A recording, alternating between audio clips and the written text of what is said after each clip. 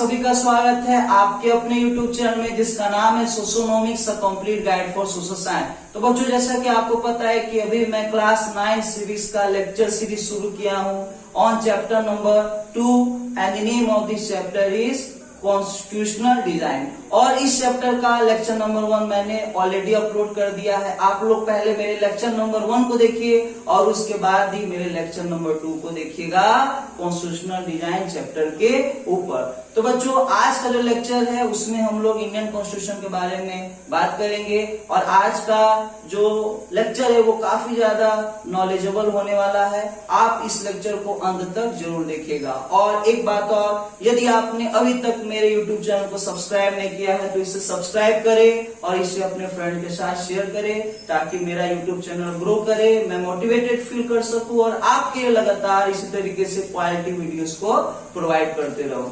तो आपका एजुकेटर चंदन सर आज इस लेक्चर को शुरू करने जा रहे हैं हमेशा की तरह आज के मोटिवेशनल कोट के साथ। और आज का मोटिवेशनल कोट है, there is no elevator to success, you have to take the stairs. इसका अर्थ ये बच्चों कि जीवन में सफलता पाने के लिए कोई भी लिफ्ट नहीं है, आपको सीधी दर सीधी आगे बढ़ना पड़ेगा, तभी जाकर के आप जीवन में सफल हो पाओगे। आप मेहनत करते रहो, अपने ऊपर विश्वास रखो और संयम के साथ यदि आप धीरे धीरे ही सही आगे बढ़ोगे तब जाकर के आप जीवन में सफल हो पाओगे। तो इसी मोटिवेशनल कोट के साथ आइए अब हम लोग देखते हैं आज के इस लेक्चर में कौन कौन सा टॉपिक हम लोग पढ़ेंगे। तो आज के इस लेक्चर में हम लोग पढ़ेंगे historical background of Indian constitution. उसके बाद हम लोग पढ़ेंगे important persons involve in making of Indian constitution. और आज के इस लेक्चर का जो लास्ट टॉपिक रहेगा वो है important facts of Indian constitution. और हमेशा की तरह आज फिर मैं आपके लिए लेके आया हूँ डू यू नो सेक्शन। और डू यू नो सेक्शन में आज हम लोग जानेंगे इंपॉर्टेंट फैक्ट के बारे में। तो आइए सबसे पहले हम लोग देखते हैं आज का टॉपिक नंबर 1 जो है historical background of Indian constitution. बच्चों, आपको ये मालूम होना चाहिए कि इंडिया इंडिपेंडेंस हुआ था 1947 में। इंडिया के इंडिपेंडेंस से पहले ही इंडिया के कॉन्स्टिट्यूशन को बनाने की चर्चा इंडियन लीडर्स के द्वारा शुरू कर दी गई थी, क्योंकि इंडियन लीडर्स को पूरा विश्वास था कि इंडिया एक न एक दिन जरूर इंडिपेंडेंट कंट्री बनेगा और ब्रिटिश रूल जो है समाप्त होगा इंडिया से। तो बच्चों आप देखिएगा 1934 में सबसे पहले एम.एन. रॉय ने आइडिया दिया था कॉन्स्टिट्यूएंट असेंबली को बनाने का। लेकिन 1934 में जो एम.एन. रॉय का आइडिया था उसको महत्व अंग्रेजों के द्वारा नहीं दिया गया था, जिस वजह से कॉन्स्टिट्यूएंट असेंबली का मांग जो है वो इंडिया में लगातार बढ़ता चला गया। और बाद में जब 1945 के वर्ल्ड वॉर 2 में जब अंग्रेजों का बहुत ज्यादा नुकसान हुआ तो अंग्रेज जो है काफी ज्यादा दबाव में आ गए और भारत में स्वतंत्रता की लड़ाई लगातार इंडियन लीडर्स के द्वारा जारी रखी गई थी। इन सभी घटनाक्रम के कारण अंग्रेजों को भारत के ऊपर आगे अपना शासन को बढ़ाना बहुत ही ज्यादा मुश्किल प्रतीत हो रहा था और इसी के चलते अंग्रेजों ने ये फैसला किया कि अब वो इंडिया पर अपना रूल कंटिन्यू नहीं करेंगे। इसी के तहत ब्रिटिशर्स ने इंडिया में कैबिनेट मिशन प्लान भेजा और ये कैबिनेट मिशन प्लान ने रेकमेंड किया कि इंडिया में कॉन्स्टिट्यूशन इंडियंस के द्वारा बनाया जाएगा और कॉन्स्टिट्यूशन को बनाने के लिए कॉन्स्टिट्यूएंट असेंबली का फॉर्मेशन किया जाएगा। अब ये कॉन्स्टिट्यूएंट असेंबली क्या था तो आपको मैं बताना चाहता हूँ कि कॉन्स्टिट्यूएंट असेंबली बॉडी था मेंबर्स का जो कि इंडिया के कॉन्स्टिट्यूशन को बनाए। कॉन्स्टिट्यूएंट असेंबली में जो टोटल मेंबर्स थे वो थे 389 मेंबर्स। अब 389 मेंबर्स में जो 292 मेंबर्स थे वो रिप्रेजेंटेटिव्स थे प्रोविंसेस के, 93 मेंबर जो थे वो रिप्रेजेंटेटिव्स थे प्रिंसिपल स्टेट के और 4 जो मेंबर्स थे वो रिप्रेजेंटेटिव्स थे चीफ कमिश्नर प्रोविंसेस के। कॉन्स्टिट्यूएंट असेंबली के जो मेंबर्स थे उनका इनडायरेक्टली इलेक्शन हुआ था। जो members of provincial legislative assembly थे उन्हीं ने मिलकर के कॉन्स्टिट्यूएंट असेंबली के मेंबर्स को चुनने का काम किए थे। बच्चों आप देखिएगा प्रोविंसेस ब्रिटिश इंडिया का वो भाग होता था जहां पे ब्रिटिशर्स का डायरेक्ट कंट्रोल होता था। प्रिंस स्टेट्स ब्रिटिश इंडिया का वो भाग होता था जहाँ पे लोकल रूलर्स के द्वारा रूल किया जाता था, और इंडिया में कुछ ऐसे विभाग होते थे ब्रिटिश इंडिया के जहाँ पे गवर्नर जनरल का सीधा प्रभाव नहीं होता था, और इन सभी क्षेत्रों में चीफ कमिश्नर को पूरा जिम्मेदारी दिया जाता था, और इन क्षेत्रों को चीफ कमिश्नर प्रोविंसेस कहा जाता था। इंडिया में जो चीफ कमिश्नर प्रोविंसेस थे ब्रिटिशर्स के रूल के समय वो थे बॉम्बे, आसाम, बिहार, बंगाल। बच्चों आप देखिएगा कि कॉन्स्टिट्यूएंट असेंबली के फॉर्मेशन के बाद जो भी मेंबर्स थे कॉन्स्टिट्यूएंट असेंबली के वो लगातार मेहनत किए, और मेहनत करने के कारण इतना बढ़िया इंडिया का कॉन्स्टिट्यूशन जो है कॉन्स्टिट्यूएंट असेंबली के मेंबर्स के द्वारा बना दिया गया। आपको बच्चों ये बताना चाहता हूं कि टोटल 11 सेशंस हुए थे इंडिया के कॉन्स्टिट्यूशन को बनाने के लिए, और इन 11 सेशंस में बहुत सारे मुद्दों पर जो है वो विचार विमर्श किया गया। जो भी कॉन्स्टिट्यूएंट असेंबली के मेंबर्स थे वो अलग अलग समाज के वर्गों से आते थे, अलग अलग समाज के वर्गों से आने कारण सबका जो विचार था वो एक दूसरे से भिन्न रहता था कई मुद्दों के ऊपर, लेकिन जो भी फैसले लिए जाते थे कॉन्स्टिट्यूएंट असेंबली में कॉन्स्टिट्यूशन को बनाने के लिए वो सबके सहमति से लिए जाते थे, और इसी वजह से इंडिया का जो कॉन्स्टिट्यूशन है वह अब तक का सबसे अच्छे लिखित संविधानों में से एक है पूरे विश्व में। आप देखिए बच्चों कि जो कॉन्स्टिट्यूएंट असेंबली का जो पहला सेशन था वो 9 दिसंबर 1946 को हुआ था, और फर्स्ट सेशन कॉन्स्टिट्यूएंट असेंबली का जो हुआ था उसमें डॉक्टर सचिदानंद सिन्हा को टेम्पोररी चेयरमैन के रूप में इलेक्ट किया गया था। जो सेकेंड सेशन हुआ था कॉन्स्टिट्यूएंट असेंबली का वो हुआ था 11 दिसंबर 1946 को, और सेकेंड सेशन में डॉक्टर राजेंद्र प्रसाद को परमानेंट चेयरमैन अपॉइंट किया गया था कॉन्स्टिट्यूएंट असेंबली का। यही डॉक्टर राजेंद्र प्रसाद जो है इंडिया के फर्स्ट प्रेसिडेंट भी आगे चल के बने। जो नेक्स्ट जो सेशन हुआ था वो हुआ था 13 दिसंबर 1946 को, और इस सेशन में ऑब्जेक्टिव रेजोल्यूशन प्रस्तावित किया गया था जवाहरलाल नेहरू के द्वारा। ऑब्जेक्टिव रेजोल्यूशन गाइड था कॉन्स्टिट्यूएंट असेंबली के मेंबर्स के लिए। ऑब्जेक्टिव रेजोल्यूशन में उद्देश्य का वर्णन किया गया था कि भारत का जो संविधान रहेगा वो किन उद्देश्यों के ऊपर रहेगा, कौन कौन से विचारों को भारत का संविधान आगे बढ़ाएगा, किस तरीके से संविधान की रूपरेखा बनेगी, ये सारा बात जो है ऑब्जेक्टिव रेजोल्यूशन में वर्णन किया गया था। और ऑब्जेक्टिव रेजोल्यूशन को लाए कौन थे, तो हमारे देश के प्रथम प्रधानमंत्री, और वो थे पंडित जवाहरलाल नेहरू।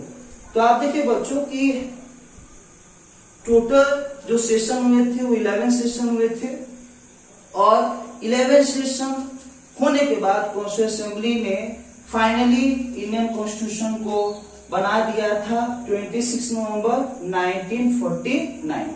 अब एक सवाल उठता है कि अगर हमारा कॉन्स्टिट्यूशन 26 नवंबर 1949 को बन गया था तो क्यों हमने अपने कॉन्स्टिट्यूशन को 26 जनवरी 1950 को लागू किया था।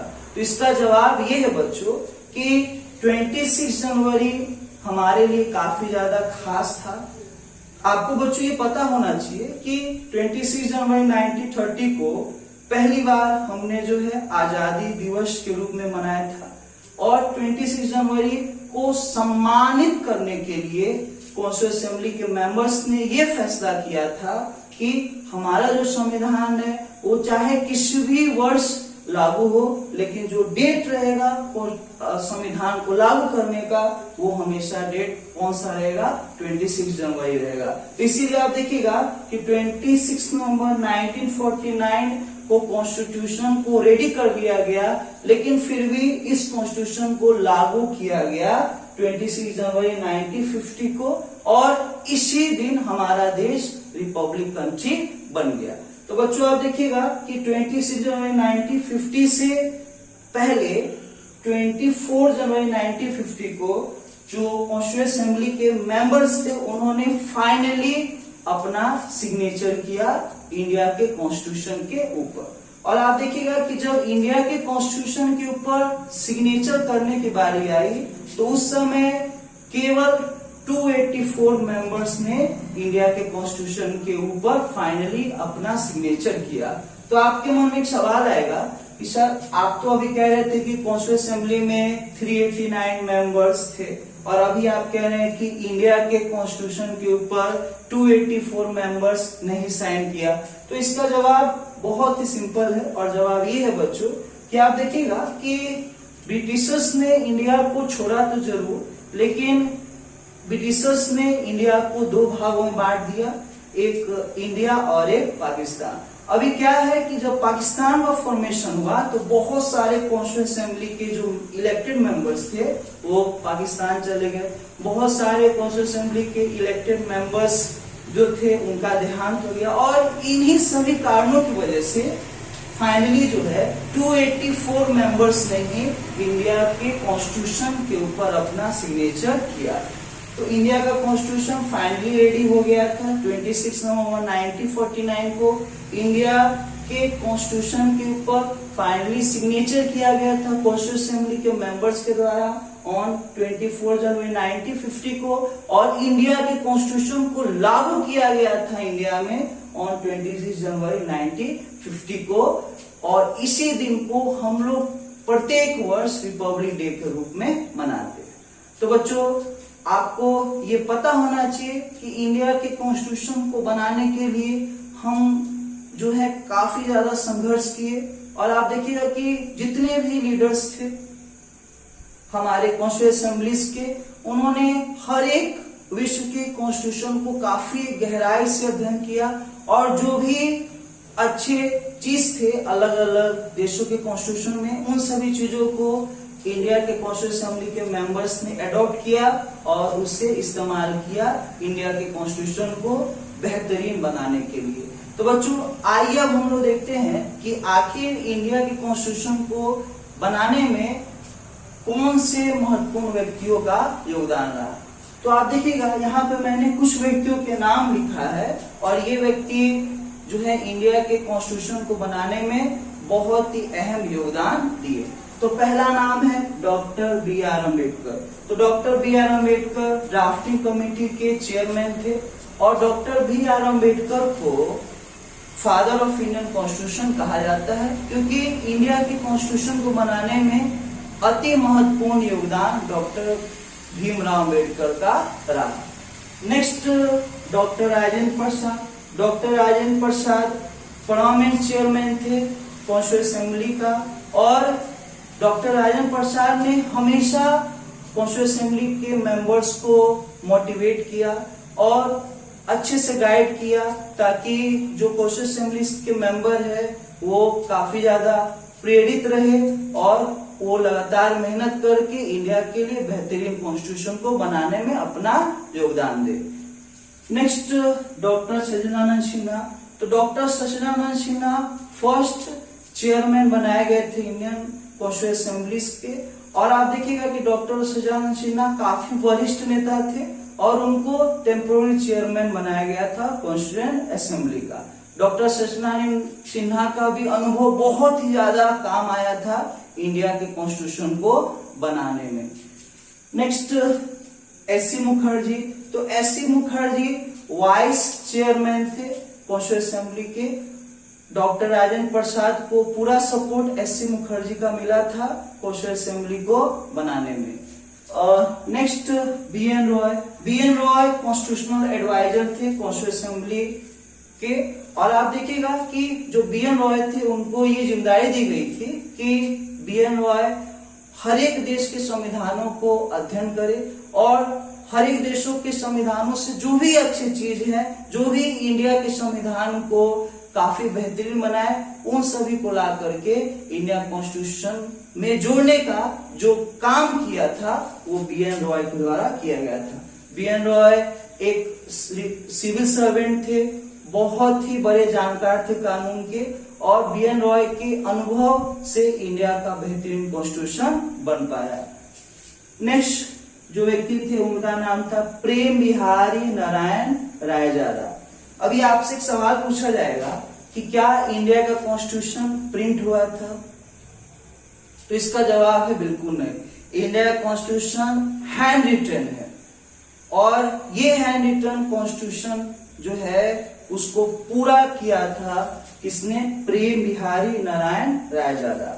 अभी प्रेम बिहारी नारायण रायजादा एक कैलीग्राफर थे। कैलीग्राफर का मतलब होता है a person who is expert in hand writing, और इन्हीं के हाथों से इंडिया के कॉन्स्टिट्यूशन को पूर्ण रूप से लिखा गया था। नेक्स्ट जो व्यक्ति थे वो थे पंडित जवाहरलाल नेहरू। पंडित जवाहरलाल नेहरू ने अपने अनुभव से ऑब्जेक्टिव रेवोल्यूशन का प्रस्ताव को लाया, और ऑब्जेक्टिव रेवोल्यूशन ने जो है वो सही मार्गदर्शन किया कॉन्स्टिट्यूएंट असेंबली के मेंबर्स का।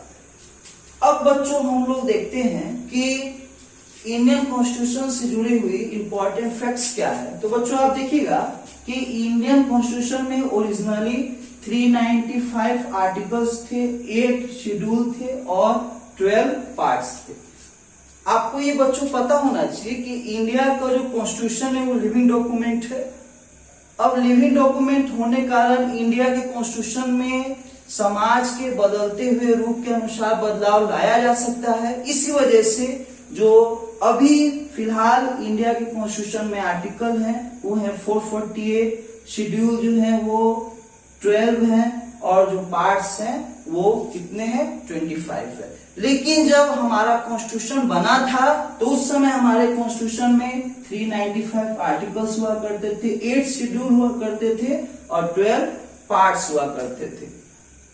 बच्चों आपको ये पता होना चाहिए कि इंडिया के कॉन्स्टिट्यूशन को बनाने में लगभग 3 साल लगा था, और एकदम प्रिसाइसली बोला जाए तो इंडिया के कॉन्स्टिट्यूशन को बनाने में 2 years 11 month और 18 days लगा था। और आपको बच्चों मैंने आपको पहले ही बताया है कि इंडिया का जो कॉन्स्टिट्यूशन था वो कॉन्स्टिट्यूएंट असेंबली के द्वारा बनाया गया, और कॉन्स्टिट्यूएंट असेंबली 11 सेशंस को ऑर्गेनाइज किया इंडिया के कॉन्स्टिट्यूशन को बनाने के लिए। इतने वर्षों तक परिश्रम के बाद, इतने ज्यादा अनुभवी लोगों के लगन परिश्रम के कारण इंडिया का एक बेहतरीन कॉन्स्टिट्यूशन बनकर के तैयार हो गया। आप देखिएगा कि बहुत सारे देशों का जो कॉन्स्टिट्यूशन है वह कई बार पूरी तरीके से बदल दिया गया, लेकिन इंडिया का कॉन्स्टिट्यूशन ऐसा कॉन्स्टिट्यूशन है जिसके ऊपर हमारे देश के प्रत्येक नागरिक का अटूट विश्वास आज तक बना हुआ है। एक एक बिंदुओं को इंडियन कॉन्स्टिट्यूशन में इस तरीके से वर्णित किया गया है कि किसी तरह का विवाद भविष्य में उत्पन्न न हो, और यदि इंडियन कॉन्स्टिट्यूशन में विवाद उत्पन्न भी होता है तो इसका फैसला सर्वोच्च न्यायालय के द्वारा भारत में किया जाता है। चलिए बच्चों, मुझे पूरा विश्वास है कि इंडियन कॉन्स्टिट्यूशन जुड़ा हुआ जो भी मैटर आज मैंने आपको एक्सप्लेन किया वो आपको अच्छे से समझ में आ गया है। चलिए, तो अब हम लोग देखते हैं आज का डू यू नो सेक्शन। तो आज के डू यू नो सेक्शन में हम लोग जानेंगे कि इंडियन कॉन्स्टिट्यूशन ओरिजिनली लिखा गया था इंग्लिश और हिंदी में। तो जो भी कॉन्स्टिट्यूएंट असेंबली के मेंबर्स थे उन्होंने फाइनली साइन किया था 2 ओरिजिनल कॉन्स्टिट्यूशन के डॉक्यूमेंट में, और एक जो कॉन्स्टिट्यूशन का ओरिजिनल डॉक्यूमेंट था वो इंग्लिश में था, और दूसरा कॉन्स्टिट्यूशन का ओरिजिनल डॉक्यूमेंट था वो हिंदी में था। तो बच्चों आज का लेक्चर आपको कैसा लगा आप कमेंट जरूर कीजिएगा।